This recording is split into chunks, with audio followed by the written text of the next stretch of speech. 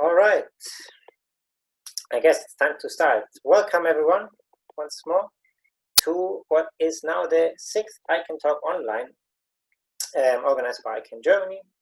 And welcome especially to our speaker for tonight, Linnet Ng'ayu. I see some familiar names in the crowd. For those who don't know ICANN though, ICANN, just very briefly, is an international campaign to abolish nuclear weapons worldwide. And my name is Florian. I'm a board member at ICANN Germany. We've created this series of webinars because we want to try to cover different aspects of the really wide topic of nuclear weapons. I think we started with nuclear colonialism. Then once we talked about a recent debate in Germany, we also talked about financing of nuclear weapons. And today, I'm really excited to tell you that we will have a look behind the scenes of how African civil society makes its voice heard so successfully. After all, as most of you probably know, the African continent has been declared a nuclear weapon-free zone already in 2009. And Linnet will give us a 20-30 minutes presentation, and then there will be plenty of opportunity to ask any questions if you have. Just a couple of organizational announcements before we start. First of all, this is a very informal session, so you can either leave your camera on or off as you please. If you have any questions, just put them in the chat and I will read them aloud, or I'll call your name and you can ask it in person. Linnet will give a presentation in the beginning, and then please ask as many questions as you like. What's worth mentioning also is that we will record the first session of this talk. So while Linnet is giving her presentation, but then the questions won't be recorded. So feel free to ask as much as you like. We will be completely amongst ourselves there. And finally, if you have any feedback or any suggestions, please don't hesitate to send me a message. We really try to make this as comfortable as possible for everyone, and we're already planning the next ICANN Talk Online. Now, personally, I'm extremely excited about today's talk. Firstly, because as you can already see by people in the chat, that the audience is really global. We have had registrations from Germany, obviously, but also from Latin America, from many African countries, which is really cool, from Asian countries, from other European countries. So welcome to everyone especially welcome to everyone who's joining us from abroad. And I'm also really excited because we have one of the most, I would say, distinguished champions of the African anti-nukes protest here with us. Linnet is an advisor on humanitarian disarmament with the African Council of Religious Leaders in Nairobi. And she's also a true champion of ICANN and participated, for example, in the negotiations that led to the TPNW in 2017. Linnet, welcome. It's great to have you here, and we will start with your presentation as you like. Thank you so much, Florian. It's a real honor for me to be here with you this evening. It's actually 7 p.m. in Nairobi. Many thanks to ICANN Germany for this opportunity, for a voice from the African continent. And there are many on the chat, and I'm happy that they'll be able to listen in, and also during the question and answer session to hear the views from the rest of the continent. So yeah, just allow me to share my screen. Host disabled, yeah, just allow me to share my screen. So hi everyone, as Florian said, my name is Linnet Ng'ayu. Still not able to share my screen. I work with the African Council of Religious Leaders, Religions for Peace. We are based in Nairobi, Kenya. Oh, thank you. And you'll allow me to just pause the video on my end so that I can have better screening. Just a minute.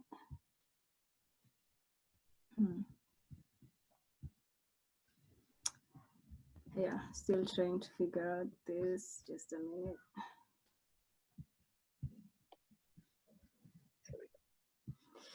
Yeah, should be good to go. Yeah.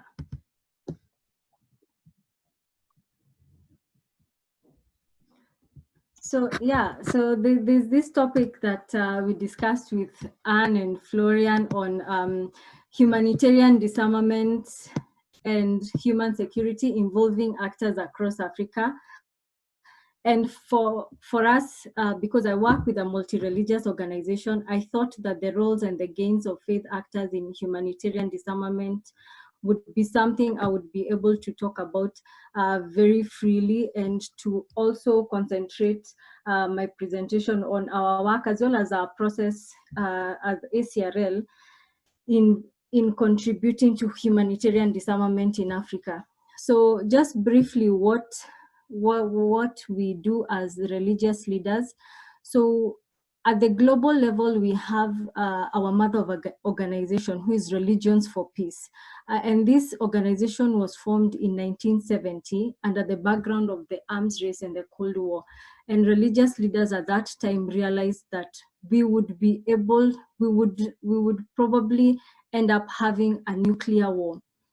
And they did call for immediate steps towards general disarmament, and they really emphasized on the lessons of Hiroshima and Nagasaki, where, as we all know, over 100,000 people died. We actually don't even know the exact numbers, and the destruction of infrastructure and property.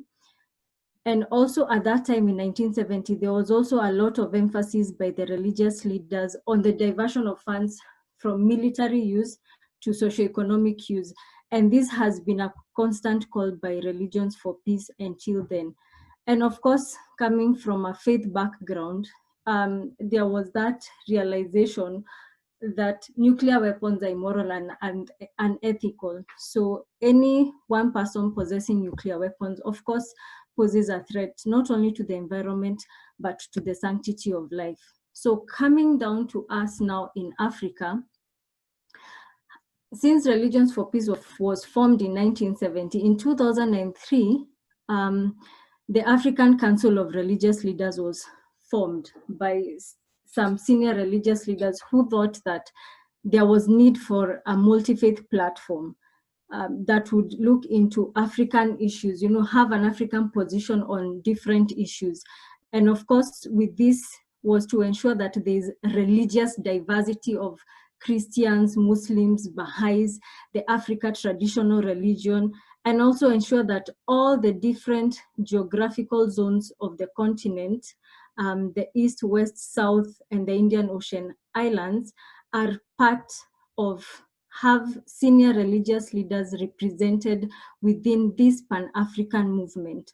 So the vision of ACRL is for sustainable peace and justice in Africa. And of course, the mission being to mobilize religious leaders and faith communities to build peaceful, just, and hopeful societies in Africa. So basically how we work is that we work through national affiliates. These are what you call national interreligious councils. So if you see at the top, we have Religions for Peace. Oh, sorry about that. We have Religions for Peace, and then we have us at the continental level, and then we have what are called national interreligious councils. For example, in Kenya, where I'm stationed, we have the Interreligious Council of Kenya, which is also a multi-faith platform that also brings together religious leaders for common action. And also now, still at the very local level. And also attached to this, we also have women and youth platforms. So these women and youth platforms are part and parcel of the organization, bringing together that youth voice and bringing together that women voice. And basically, our program areas are peace and security, there's good governance, we work on sustainable development, which is really the SDGs, and protecting the earth.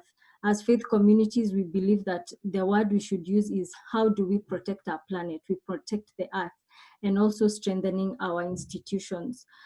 So for us, because faith leaders are mainly delving into faith teachings You know, you have the Muslim teachings, the Baha'i teachings, the Hindu teachings.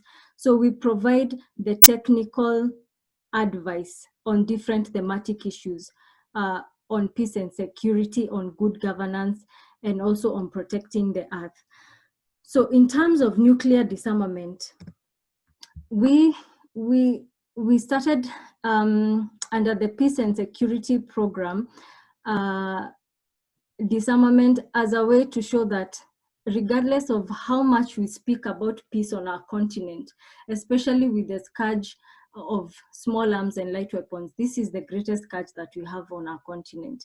We needed to think about how do we disarm populations, how do we disarm people, and that's where the element of disarmament came in. So that's just basically briefly how we work as an organization. You know, we have actions that cascade from the global level to the local level, and also the local level to the global level. So there is that complementarity of effort that we like to see in our work. So in terms of Africa and humanitarian disarmament, this is a very, very brief history. And of course, later I can provide links and reading material. But we have the Africa Agenda 2063. And this is a 50-year plan that was basically meant to foster sustainable development and inclusive economic growth across the continent. And within this document, there is also the objectives of the continent towards peace and security. So basically within that, we have what we call the Silencing the Guns by 2020.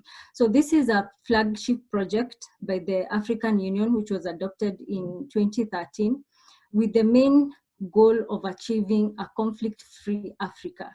So I've sort of brought us all the way to the 2000s to see how have we been able to achieve, how do we address the current conflicts in the continent. And so using this Silencing the Guns, the African Union or the member states thought that this is the flagship project that will be able to ensure that we have a reality for our people, that will be able to get rid of war, to get rid of civil conflicts, and also the humanitarian disasters, and as well as human rights violations. So essentially, Silencing the Guns takes into account all the different elements of conflict that are on the country, occasioned whether by conventional weapons or small arms and light weapons. So just briefly still on this Silencing the Guns, definitely there are international, continental, and regional policies. So I didn't want to get into the legal frameworks that are governing each and every region. So as I mentioned earlier, we have East, West, Central, and Southern Africa. And these are what we call the regional economic blocks. And the regional economic blocks each have legislation that are mostly geared towards small arms and light weapons, as you may see here. So at the regional level, we have what was called the Bamako Declaration. This was in the year 2000, and this was the Council of Ministers coming together for a common position on the illicit proliferation, circulation, and trafficking of small arms and light weapons. And as I mentioned, also the other geographical regions, say Southern Africa, which is the Southern African Development Community, has a protocol on the control of firearms, ammunition, and other related materials. ECOWAS has the same. It has a convention on small arms and light weapons. And the East African region, which is has an instrument called the Nairobi Protocol, which also calls for the prevention, reduction of small arms and light weapons in the Lakes region and Horn of Africa. Central Africa has the Kinshasa Convention. And of course, this this concentration on small arms and light weapons is basically because of how rampant small arms and light weapons are to our region. So if I can just go back briefly, in terms now of nuclear disarmament, we have the African Nuclear Weapons Free Zone Treaty, which is also called the Pelindaba Treaty. So this is the only treaty that, you know, this is the treaty at the regional level that we can say speaks to nuclear disarmament. And it was adopted in 1996 and 2009. So basically, the humanitarian disarmament is more geared towards small arms and light weapons as opposed to nuclear disarmament. But as you can see, that is not to say that we don't have a treaty at the regional level addressing nuclear disarmament. So in terms of the Treaty of Pelindaba, we currently have the 52 signatories and the 42 states parties. Coming to the TPNW, which is a treaty on the prohibition of nuclear weapons, we have 25 African signatories and 42 states parties overall in the world, but currently we have 4 state parties. Actually, we have 5, with Botswana having done that some time back. So we have the Gambia, South Africa, and Namibia and Lesotho. So in terms of our work, I think the question is always, why should African leaders be interested in disarmament, and more so in nuclear disarmament? In terms of our population and the religious demography, you would say that 80% of the African population is religious. So one person is either going to the mosque, to the temple, to a place of worship, or to a church. So basically, religious leaders have this prominence already within the society that is pronounced. And the fact that they are able to speak to a large group, they have congregants, you have 80% of the population listening to a faith leader, then that is an open door to also ensure that the faith leader is equipped in different issues and can be able to pass that message and cascade that message to the congregations. And the reason, and one of the reasons that we also work with religious leaders is that it is easy for them to reach these congregants on a weekly basis, because church is on Sunday, the mosque is on, church is on Sunday or on Saturday, and you have the mosque on Friday. So on a weekly basis, there's that opportunity to pass a message around. And of course, the work on nuclear disarmament also goes in line with religious teachings. As I had mentioned earlier, we have the Catholic Church especially that calls for caring for a common home. And different Christian denominations have also come out with different resource materials on protecting the earth. And of course, with the humanitarian impact of nuclear weapons, it's easy to merge these issues and have them relate to the congregations for knowledge, but also for the religious leaders to be able to take this up and have discussions with policy makers and get them involved in diplomacy and influence policies and legislation. So, and also what is encouraging is that for the TPNW, you know, there's that acknowledgement of the efforts of religious leaders. So I think this is also one of the ways that we use to encourage religious leaders within our ranks, that your work has been recognized within a treaty, and a treaty that is going to make an impact on the world because of the gravity of the possession of nuclear weapons. So what we've done over the years, since we started with working directly with ICANN, that was around 2014, you can see that we had our first roundtable in Nairobi, and it comprised mainly of youth leaders. Reason being that the potential of the youth in pushing, you know, in keeping the, how can I call it? In keeping the pace and motivating more people to be part of the movement is essential. Yes, the religious leaders are essential to this, and especially in terms of high diplomacy, but for us to sustain our efforts, we have to make sure that the youth is interested so that it can be passed on to a larger and wider audience. And in 2015, we did manage to have the first statement by religious leaders on nuclear weapons, at least within ACRL.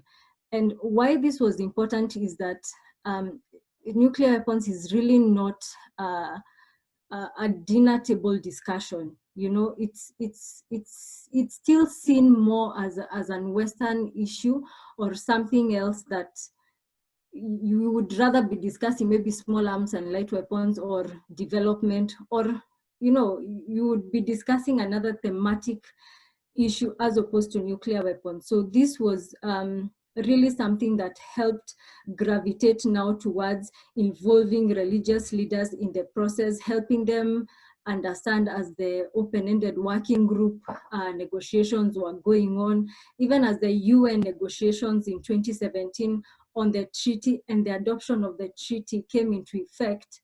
That was really important for them to understand the gravity, you know, the landmark, how important it is for the world that this has that this has been achieved.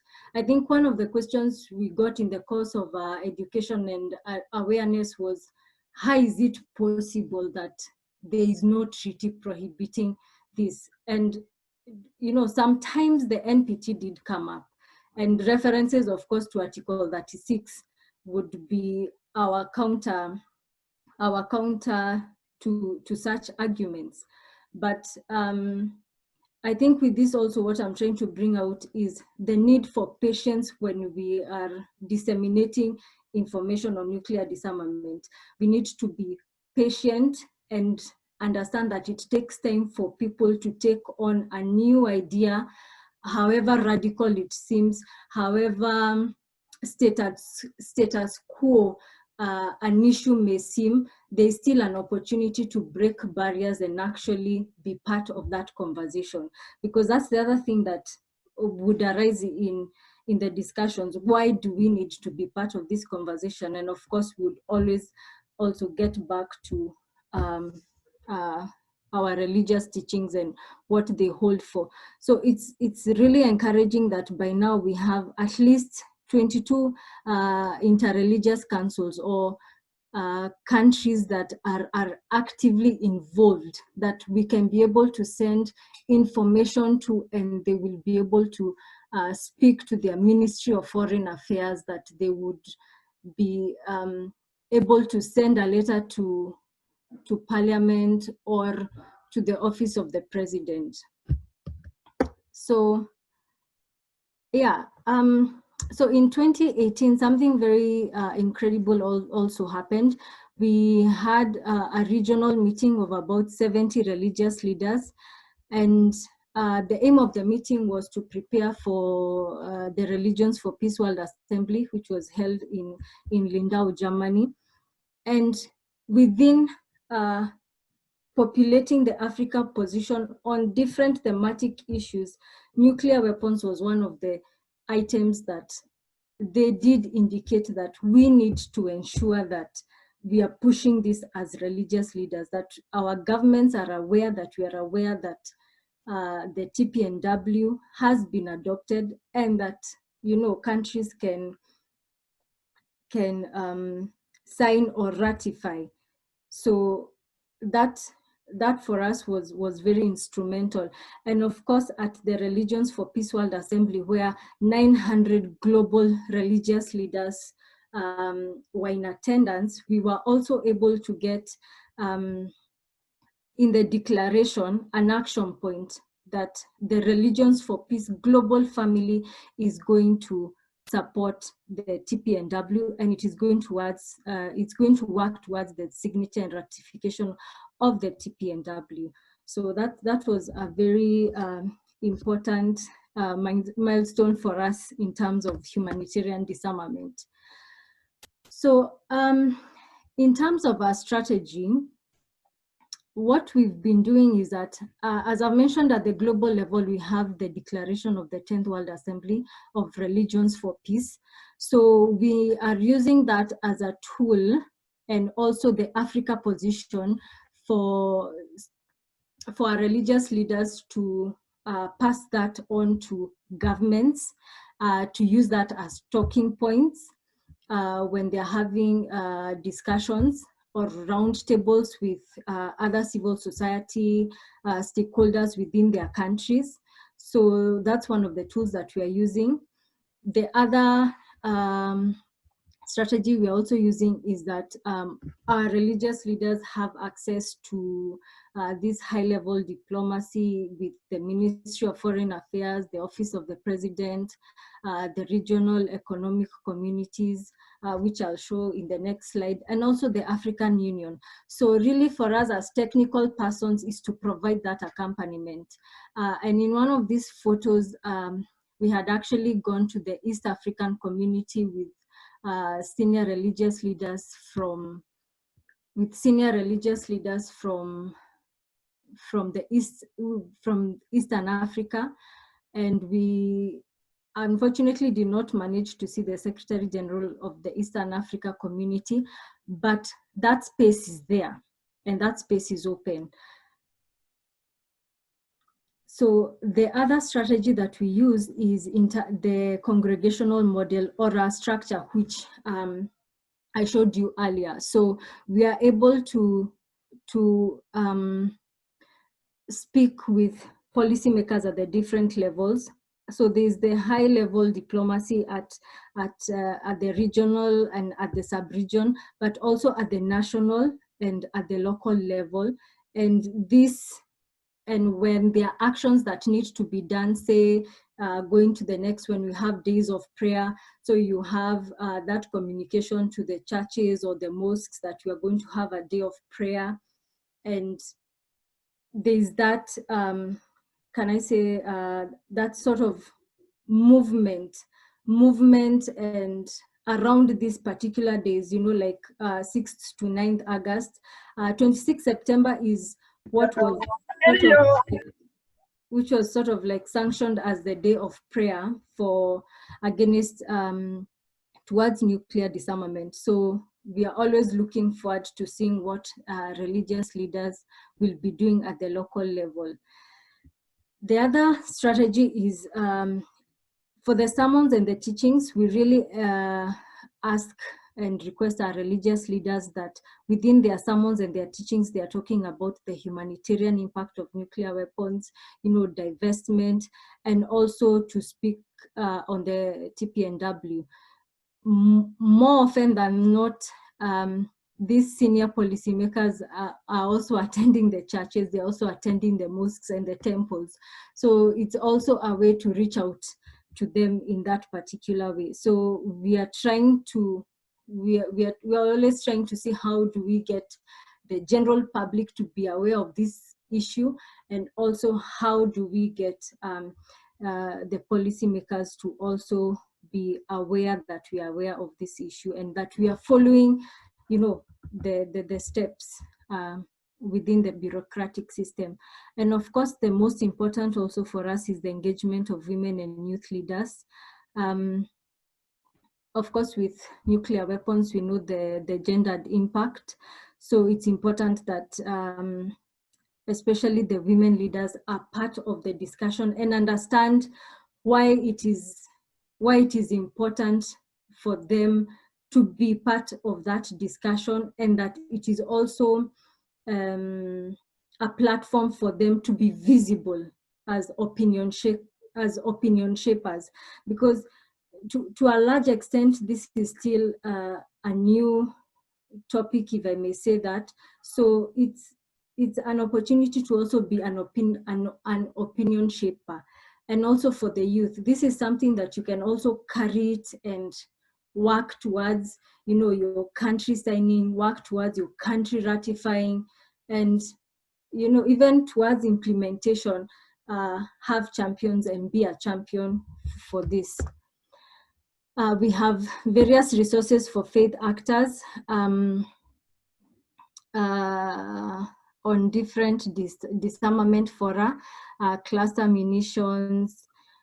I think what also enabled religious leaders to really actively engage on nuclear weapons was the fact that some of them within their faith communities and also within their professions had worked on cluster munitions as well as the mine ban treaty. So I think that sort of thought process that we never envisioned that either of these two weapons would ever be banned, and they were banned,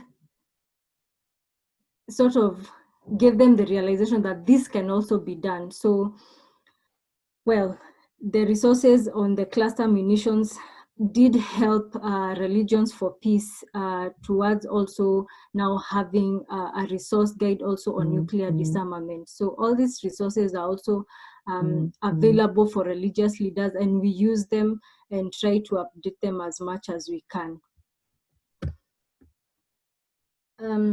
So the structures that we have been engaging as ACRL is the African Union. So the African Union has different commissions, and specifically the Peace and Security Council is what we have been working with. In collaboration with ICANN, we have visited the department and met the staff there who have been really open and given us different strategies in engaging the African unions, as well as the ambassadors in Addis Ababa. We are also working a lot with intergovernmental organizations. One of them is IGAD, which is the Intergovernmental Authority on Development. The other one is ICGLR. So they are also very open. This is the International Conference of the Great Lakes region. They're also very open on working on this issue, even though they are not, I mean, it's not, it is within the disarmament regime, although they are not specifically working on it, but you know, it's our work to interest them to work on this. And of course, as I mentioned, the regional economic communities, which is the East African community. You have the ECOWAS, which is in West Africa. We have SADC, which is in Southern Africa, and ECAS, which is Central Africa. And definitely working with our interreligious councils to collaborate with the Ministry of Foreign Affairs, the executive, this is the Office of the President or the ministers, and also Parliament. So these are the main structures of engagement that we've been working with. In terms of opportunities and challenges, I've grouped them together because often challenges bring out opportunities, and opportunities also have various challenges. The first one, which I think most African campaigners would agree with me, is priority. Nuclear disarmament is not really a priority issue for the continent. This is something that we've had discussions with, you know, representatives in the different missions and also in capital, that it's not a priority. Of course, our comeback is always that if it's not a priority, then it's better to get it over and done with. And at the same time, if Africa is already a nuclear weapons free zone, you are state party to the Pelinda, but there's not really much difference. There's not really much difference between Pelindaba and the TPNW. So yeah, it's an opportunity, but also a challenge. I think it's how we strategize with fellow campaigners in the continent and trying to get more thoughts and ideas how to overcome this. The other one, of course, is education and awareness. It's important that the public is aware that this is an ongoing conversation. You know, the faith actors as well, if we are going to involve them in the discussions, they need to be able to have a sit down with the ministry or with policymakers. And also for the policymakers, sometimes you may find that the issue has been shelved in the legal department for a while because nobody's asking about it.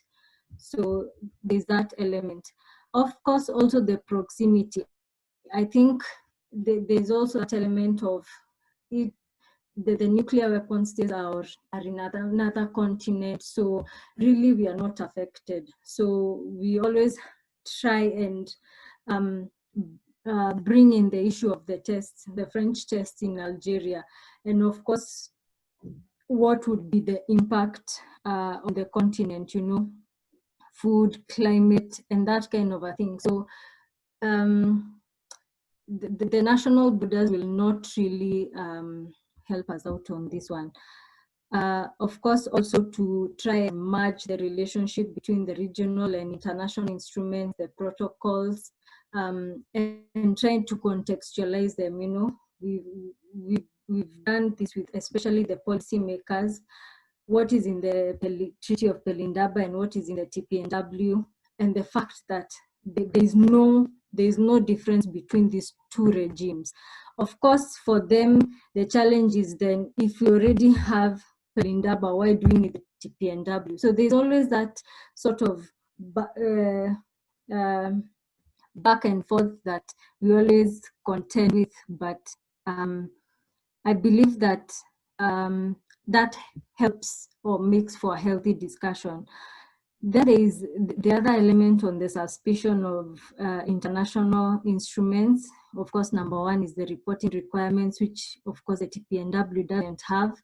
And also for some African countries stating the ICC as an example of why African states should not be signing international treaties first. So yeah, I think on this there are different ways to allay these fears. Of course, as I mentioned, in terms of reporting requirements that TPNW does not have, and any comparison with the ICC, of course, you can always debunk that myth. So there's a lot of thinking on your feet that, to an extent, needs to be done when we are talking with the policymakers and also with faith actors. So thank you so much. That is the end of my presentation. Thank you so much, Linnet. Really inspiring to see how comprehensively you've managed to address this issue of nuclear weapons in many African countries. So I'm gonna stop the recording